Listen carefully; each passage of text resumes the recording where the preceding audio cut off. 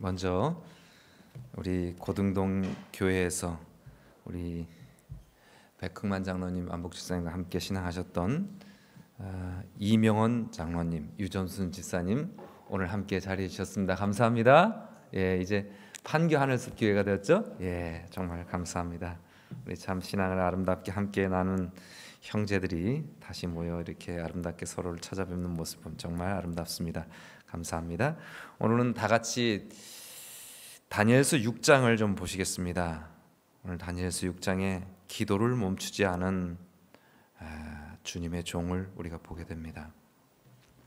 사무엘은 내가 기도하기를 쉬는 죄를 범하지 않겠다고 했는데 바로 그 아름다운 모본이 이 다니엘인 것 같습니다. 성경을 펴시고 다니엘서 6장 1절서부터 좀 읽어보시겠습니다. 다니엘서 6장 1절을 제가 먼저 읽습니다. 다리오가 자기의 뜻대로 고관 120명을 세워 전국을 통치하게 하고 또 그들 위에 총리 셋을 두었으니 다니엘이 그 중에 하나이라. 이는 고관들로 총리에게 자기의 직무를 보고하게 하여 왕에게 손해가 없게 하려 함이었더라. 3절입니다. 다니엘은 마음이 민첩하여 총리들과 고관들 위에 뛰어나므로 왕이 그를 세워 전국을 다스리게 하고자 한지라.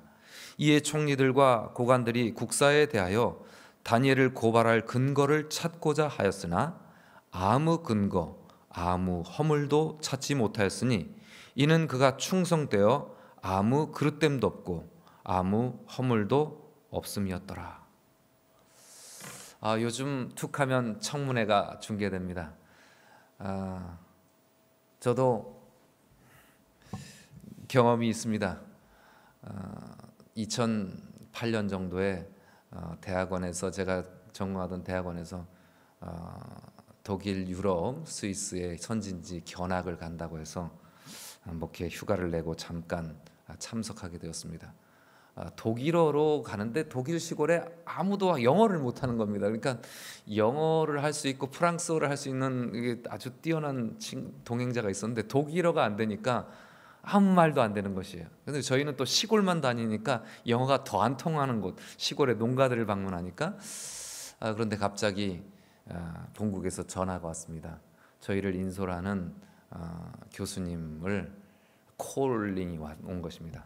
농림부 장관 후보자로 농림부 장관 후보자로 갑자기 콜링이 와서 저희가 갑자기 낙동강 오리얼처럼 말도 안 통하는 곳에서 시골에서 덩그러니 내던진 채로 한 닷새를 보낸 적이 있습니다. 지금 국내에 와 있는 고수림 목사가 독일에 있을 때 저희가 이 독일어가 잘 안 되고 하니까 저희 일행을 마저 한 3, 4일을 잘 안내해주고 저희가 무사히 돌아올 수가 있었습니다. 그런데 저희 교수님이 왜 그때 전 세계 유기농학회 회장이기도 하고 우리나라 유기농의 모든 입안은 그분을 통해서 다 일어나는데도 왜 농림부 장관이 못됐을까? 참 독일 신사고 여러 가지로 참 존경할 만한 것들이 많은데 그런데도 제가 생각할 때 털어서 먼지 안 나올 게 없는 사람 많지 않습니까? 아마 많은 인재들이 이 청문회를 거치지 못하고 청문회가 두려워서 그냥 주저물러 앉는 경우가 많이 있는 것 같습니다. 참 전 개인적으로 그분이 농림부 장관을 만약에 했었다면 상당히 많은 부분들을 개선했을 수 있을 것이라는 생각이 들지만 아무 틈, 아무 근거, 아무 허물도 찾지 못했다는 이 다니엘을 보면서 참 이렇게 믿고 맡길 수 있는 사람이 있다는 것, 참 이런 사람이 있다면 참 왕은 또 일국의 모든 책임을 맡은 사람으로서는 통치자로서는 얼마나 참 행복할까. 모든 장관들을 세우고 120명의 지방자치단체 장들을 세워놓고 거기에 총리 셋을 두어서 자기 이 왕의 통치에 어떤 손해도 있지 않도록 세웠는데 그 중에 3명 중에 다니엘은 가장 뛰어나고 모든 그 지방자치단체 장장 중에서 가장 뛰어나서 다니엘을 통하여서 모든 나라를 다스리고자 하였다. 그러니 적군의 총리 대신이었고 적군의 위정자였던 다니엘을 세우는 것에 많은 사람들은 분명히 질투할 수밖에 없는 건 당연합니다. 그래서 아주 지독한 청문회를 거치려고 했던 것이죠. 그러나 청문회를 준비하면서 이분들은 아무 허물, 아무 근거를 찾지 못합니다. 참으로 너무나 놀라운 일입니다. 5절에 보면 그들이 이르되, 이 다니엘은 그 하나님의 율법에서 근거를 찾지 못하면 죄송합니다. 그 하나님의 율법에서 근거를 찾지 못하면 그를 고발할 것이 없을 것이다. 그의 신앙을 걸고 넘어가지 않는 이상 그를 어떤 것으로도 고발할 수 없을 것이다.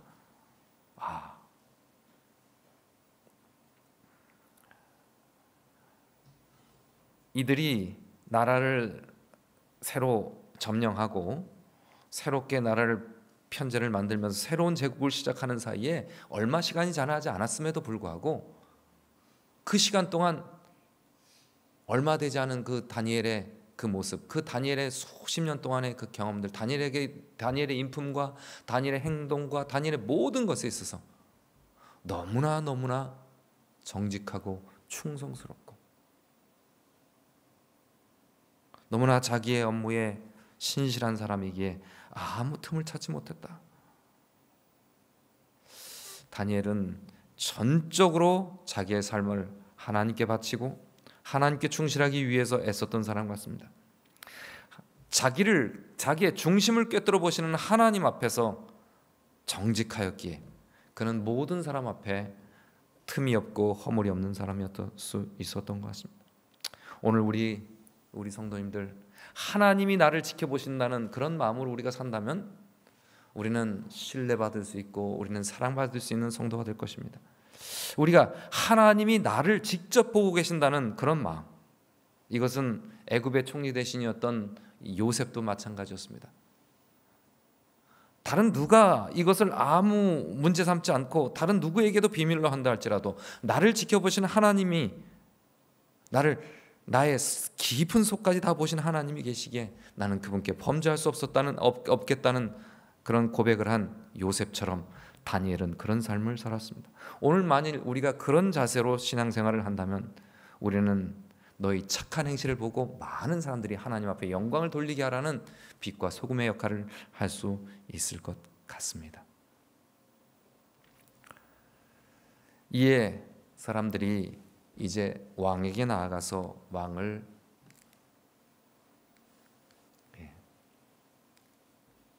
왕에게 호소를 합니다. 다른 방법이 없으니까요. 이제부터 30일 동안 왕 외에 다른 신에게 절하는 사람들은 다 사자굴에 넣도록 우리가 하시죠. 제국을 새롭게 시작하고 새로운 왕으로서 모든 백성들에게 충성을 맹세받아야 할 그런 입장에 있는 이 다리오 왕에게는 이 이야기는 상당히 설득력 있고 또 굉장히 우쭐하게 만드는 일이었습니다. 정말 기분 좋은 일이죠. 그러나 실제적으로 이때 당시에 역사를 살펴보면 바벨론의 왕 느부갓네살의 아들 나보니더스가 이 벨사살 왕을 그 안에 두고서 그 바벨론 성 안에 두고 이 페르시아 제국 사람들과 싸우기 위해서 나갈 때 그 지방에는 모든 그 지방 자치단체 거기에 있는 신전마다 모든 신들 각종 잡신들을 다 모아다가 어디다 뒀냐면 바벨론 성 안에다 모아들여놨다고 합니다. 그러니까 그 당시에 지금 지방에 120도에 있는 모든 지방에 뭐가 없냐면 지금 신이 없는 것입니다. 근데 페르시아 제국의 왕들은 상당히 우호적이고 상당히 그 점령국에 상당히 호의적인 그런 통치를 했기 때문에 포로도 집으로 돌려보내고 고향으로 돌려보낸 이 왕들이 이런 정책을 펼쳤기 때문에 이 텅 비어버린 그런 신전에 이 빈자리에다 놓고 기도하는 이 지방 성들을 위해서 그 신상들을 다 돌려보내는데 4달이 걸렸다고 합니다. 역사에 보면 4달. 그러니까 지금 이 다 곳곳마다 지금 뭐가 없냐면 신이 없는 거예요. 그러니까 그 사이에 조서를 내려갖고 아주 빠르게 신속하게 말 타고 이 조서를 돌리면 아마 한 일주일이나 열흘이면 다 닿지 않겠습니까? 그 제국으로 다 돌려보내는데, 그러니까 이 넉 달 동안에 이 빈자리 이게 천천히 가는 사이에 이 조서를 같이 보내서 이 빈 기간 동안 한 달은 왕에게만 기도하자, 이렇게 했다고 하는 거죠. 상당히 이거는 평상시에 하면 이거 좀 안 될 일이지만 이때 당시 상황의 정치적인 상황이나 그다음에 이 종교적인 상황이나 이 새로운 제국을 어떻게 하나로 좀 이제 바벨론 제국에서 이제 페르시아 제국으로 넘어갔으니까 그 백성들의 마음을 돌리는데 이런 일들은 상당히 필요한 일이었습니다. 그런데 왕은 그 일에 설득을 당하고 변개할 수 없는 유명한 법, 페르시아 법에 도장을 찍었습니다.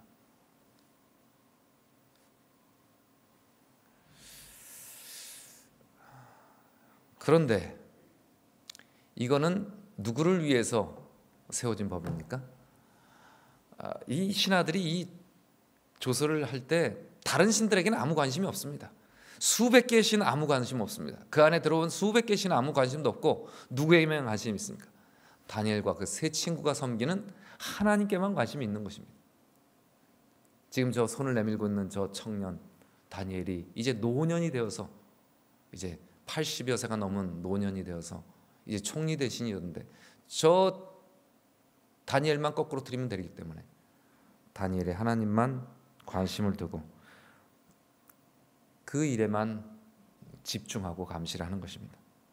다니엘은 이때 우리가 잘 아는 대로 조서가 10절에 이 조서의 왕이 도장이 찍힌 것을 알고도 자기 집으로 돌아가서는 윗방에 올라가 예루살렘을 향한 창문을 열고 전에 하던 대로 하루 3번씩 무릎을 꿇고 기도하며 그의 하나님께 감사하였더라. 다니엘은 이 자기를 질투하는 이 신하들의 전략을 다 알고 있습니다. 자기가 사자굴에 들어갈 수밖에 없는 사람은 바로 자신이라는 것을 알고 있습니다. 그러나 다니엘은 5, 60년 전에 있었던 60여 년, 67년 그 전에 있었던 일들을 기억합니다. 67년 전에 이 바벨론 제국에 끌려왔을 때 뜻을 정하여 왕의 진미를 거절했을 때 하나님께서는 그들을 하나님의 은총을 입히셨고 그들을 10배나 윤택하고 지혜롭게 하셨습니다. 그는 그것을 생생히 기억합니다. 그리고 다니엘은 그 이후에 느부갓네살 왕이 저런 꿈을 꾸고 잊었을 때 모든 사람들을 죽음의 위협 가운데 빠뜨렸을 때 하나님께서 그들에게 그 꿈을 알려주시고 그 일로 인하여 이 느부갓네살 왕은 온 제국에 또 공문을 보내서 이 모든 것을 알게 하신 위대하신 하나님을 찬양하라, 그렇게 공문을 보냈습니다. 그렇게 전도했습니다. 그리고 또 그가 여러 가지 정치적인 위협 때문에 시험에 들어서 정말 이해가 되는 정말 실수를 했죠. 우리가 충분히 이해가 되는 실수를 저렇게 금신상으로 자기의 제국이 영원하게 할 것이라는 저 신상 앞에 모두가 절하라, 충성을 맹세하라는 것에 느부갓네살 왕의 참 최측근 다니엘의 세 친구가 거절하였고 그들은 신앙 원칙에 굳게 섰습니다. 그리고 풀무불에서 그들을 건져내셨습니다. 다니엘 4장에 느부갓네살 왕이 또 꿈을 꾸고 그에게 일어날 일들을 암시한 후에 다니엘이 그 모든 꿈을 풀어주고 당신은 이렇게 7년을 보낼 것이다. 다니엘의 예언대로 느부갓네살 왕은 저렇게 정신병자가 되어서 7년을 지내다가 하나님의 은총을 입고 다시 왕으로 돌아와서 풀무불에서 또 공문을 보낸 것처럼 왕으로 마지막 돌아와서 그의 최종적인 회심을 하나님 앞에 돌려드리고 그리고 그가 또 공문을 써서 모든 민족, 모든 백성들에게 하나님을 섬기도록 또 전도를 합니다. 다니엘은 이 모든 것을 기억합니다. 그리고 그 제국이 멸망할 때 다시 한번 나타났어요. 다니엘이 너무 젊죠? 83세가.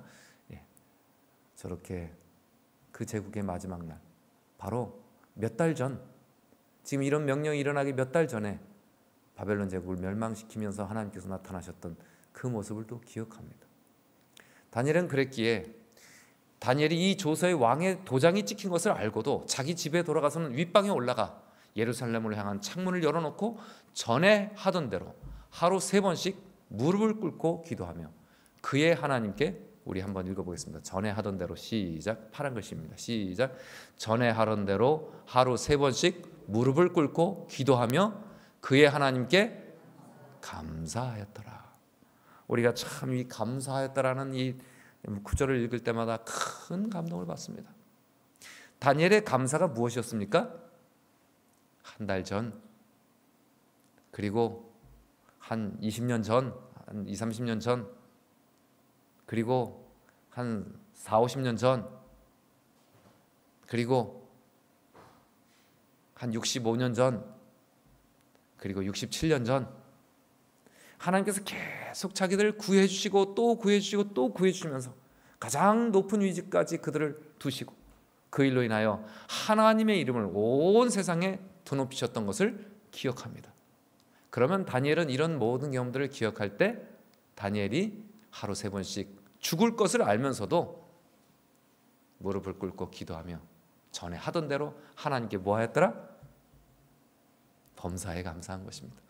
어떤 일이 있어서 이곳에 지금 이 상황을 보면서 다니엘은 또 뭘 느낍니까? 이런 위협을 한두 번 당한 게 아니죠. 그죠? 우리가 다 내일 제가 야곱의 환란에 대해서 좀 말씀드리는데 우리 성도님들과 야곱의 환란을 화요일마다 몇 주에 걸쳐서 우리가 함께 나누었습니다. 이런 일들, 이런 환란이 올 때마다 다니엘은 이제 뭐 합니까? 이게 내가 죽을 위기다라고 생각한 것이 아니라 이게 하나님의 이름이 또 드높여질 그런 기회구나. 다니엘은 그렇게 당연히 생각했습니다. 그래서 죽음의 위협을 생각하지 않고 하나님께서 드러나실, 다시 또 온 하나님을 잊어가는 이 백성들 앞에 하나님을 드러내실 때가 되었구나. 내가 죽든지 아니 죽든지는 상관없고, 참 하나님을 자기의 평생의 삶 가운데 이렇게 깊이 경험할 수 있다면 얼마나 행복한 사람일까요? 그래서 죽음도 두려워하지 않으면서 하나님의 이름이 드러날 것을 생각하며 기뻐하는, 그리고 감사하는 다니엘. 이 말세에 이 다니엘의 모습을 보면서 하나님께서 저 감사하였다라는 것은 이제 다니엘서 9장에 풀어준 대로 예레미야의 기별을 깨닫고 그가 70년의 포로가 이제 끝나갈 것을 알면서 이제 67년이 지난, 거의 67년이 지난 이 539년, 538년, 거의 이제 페르시아 제국이 이제 바벨론을 점령한 그 해에 이제 몇 년 안 남지 않았습니까? 하나님의 예언대로 우리가 돌아갈 것이 몇 년 안 남았습니다. 이 상황에서 이런 일이 일어나면 또 한 번 하나님께서 우리 백성들, 고향을 잊어버린 백성들에게 뭐 어디를 생각하도록, 하늘을 생각하도록 하는 기회가 되는 것입니다.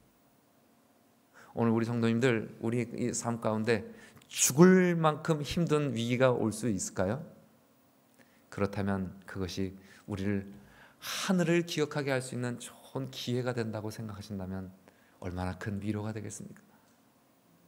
죽을 만큼 힘든데 이것이 뭐 할 기회라고요?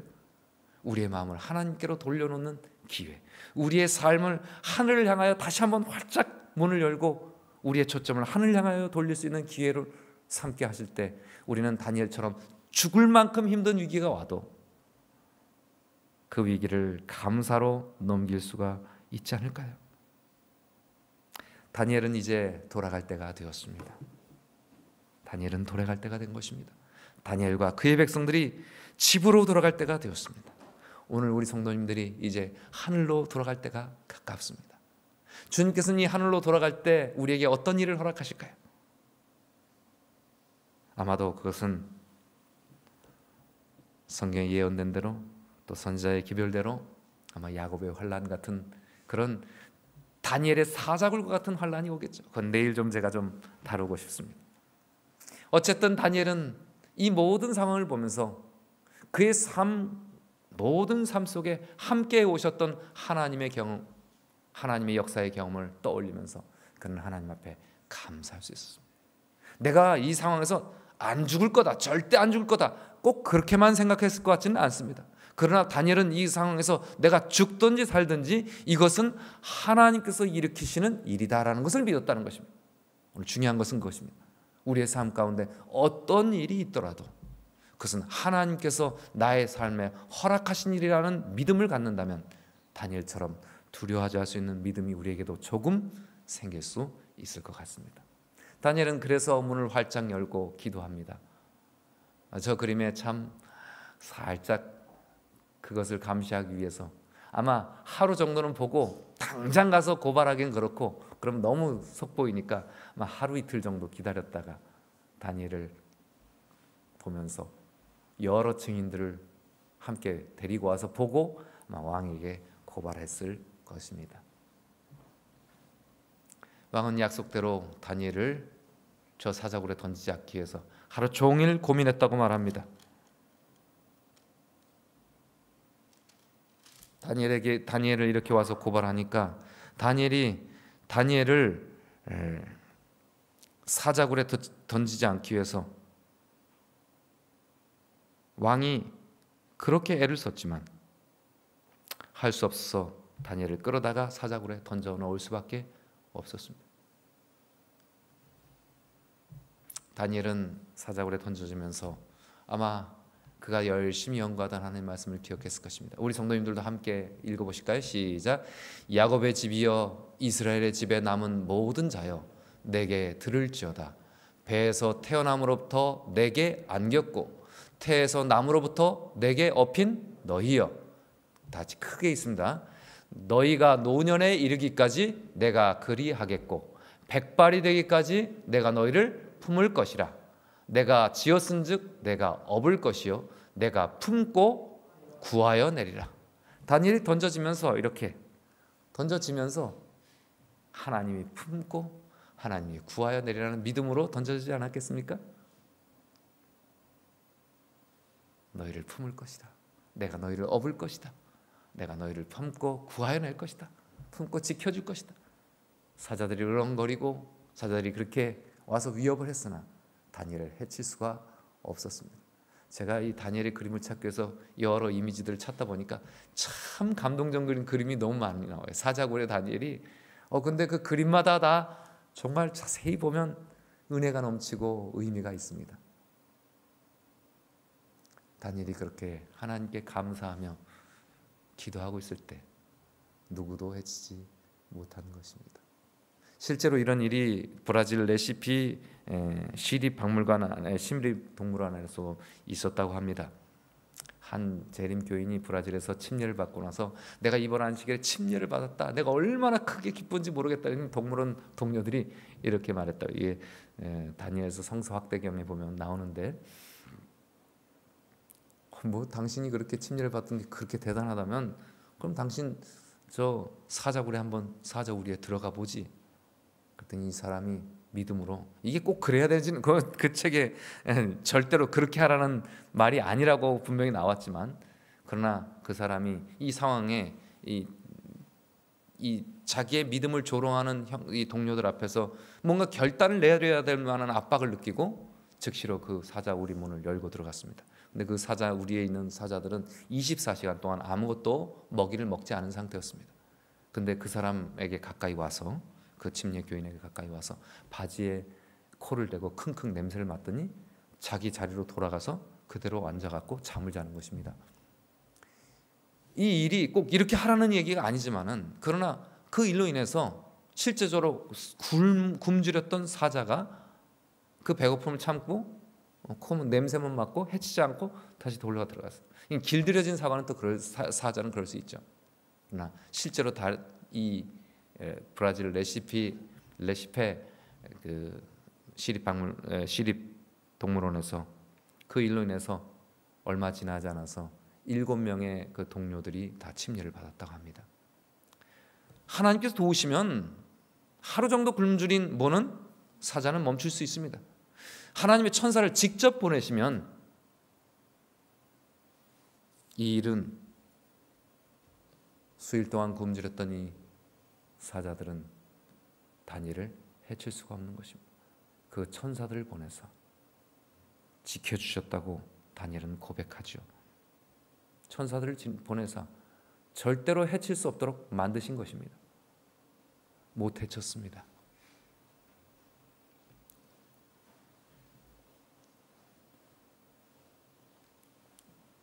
자, 이 그림 보시죠. 천사들을 보낸 후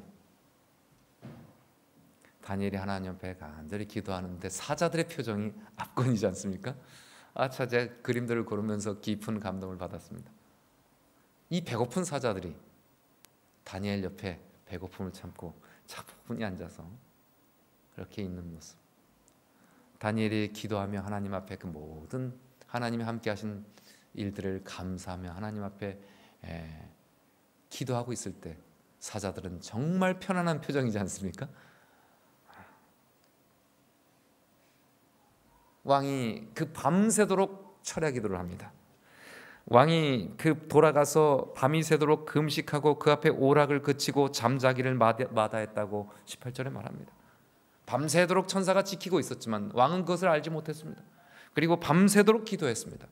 왕이 밤새도록 기도한 일로 인해서, 만약에 왕이 밤새도록 기도하지 않는 사람이었다면 하나님께서 다니엘을 어떻게 하셨을지 모르겠습니다. 저 왕도 느부갓네살 왕처럼 공문을 보내서 모든 백성들에게 하나님을 전도할 수 있는 준비가 된 사람입니다. 밤이 맞도록 금식하며 하나님을 쪼릅니다. 하나님, 다니엘이 하나님께 충성하고 들어갔으니 하나님 살아계시다면 다니엘을 지켜주십시오. 누가 기도합니까? 이방 왕이 기도합니다. 다니엘서는 제가 아무리 봐도 가장 위대한 전도 이야기인 것 같습니다. 전도의 간증담입니다. 이방 왕이 밤이 맞도록 기도하니 하나님께서는 그 기도를 응답하셨습니다.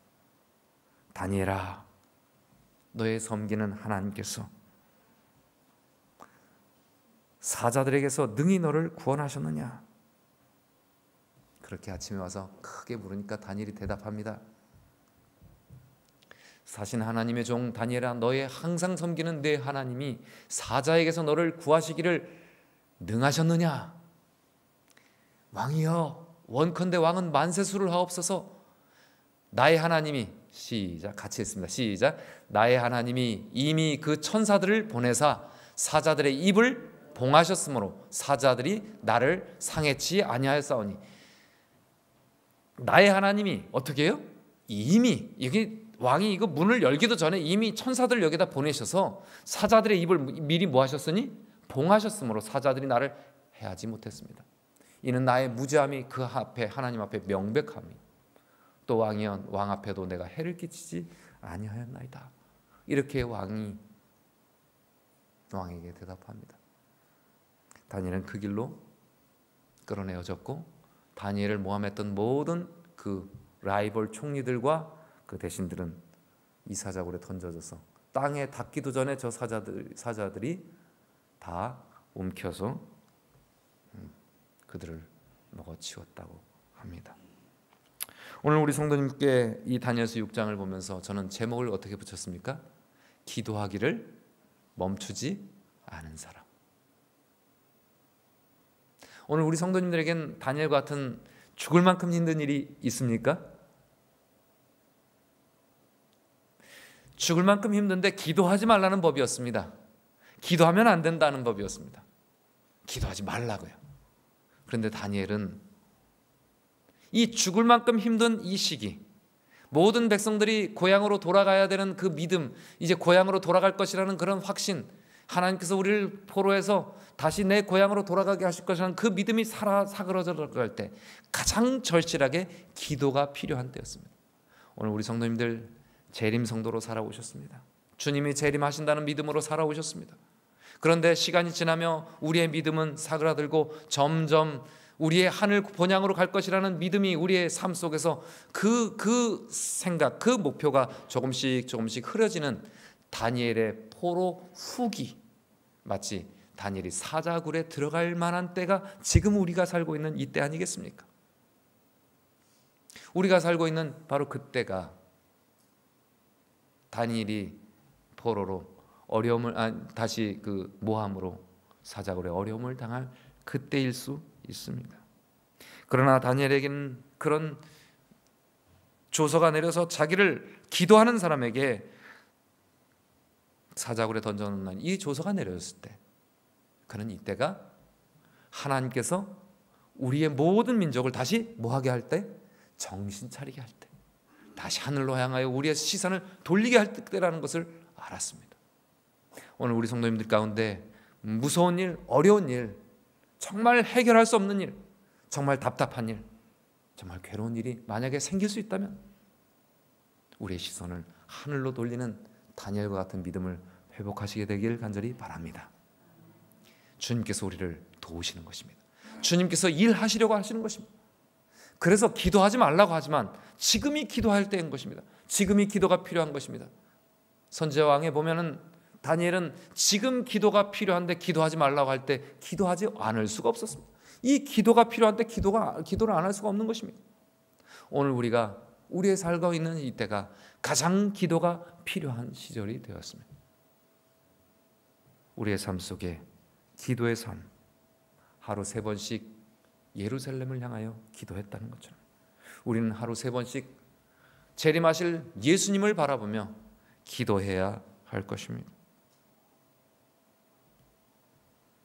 다니엘은 하나님을 굳게 믿었습니다. 그가 하나님을 향하여 어떤 어려움이 와도 혹시 자기가 죽는다 할지라도 그는 두려워하지 않고 기도하는 것을 멈추지 않았습니다. 누구에게 보이려고 한 것도 아니고요. 자기가 여태까지 기도해 왔는데 문을 닫고서 그냥 혼자 기도하는 것, 이거 내가 참 부끄러운 일이다 하고 자기를 보여주려고 나간 것도 아닙니다. 자기 삶 가운데 일어나는 목숨의 위협 이런 건 아무 상관없이 하나님께서 이제 돌이키실 때가 올 것이라는 그것만 바라보고, 오늘 우리로 표현하자면 재림의 소망만 가지고 흔들림 없이 자기의 경건의 삶을 똑같이 진행했다는 것입니다. 그는 하나님을 향한 똑같은 믿음을 가졌습니다. 그 믿음을 누구도 믿었을까요? 다니엘을 넘어뜨리고는 사단도 믿었습니다.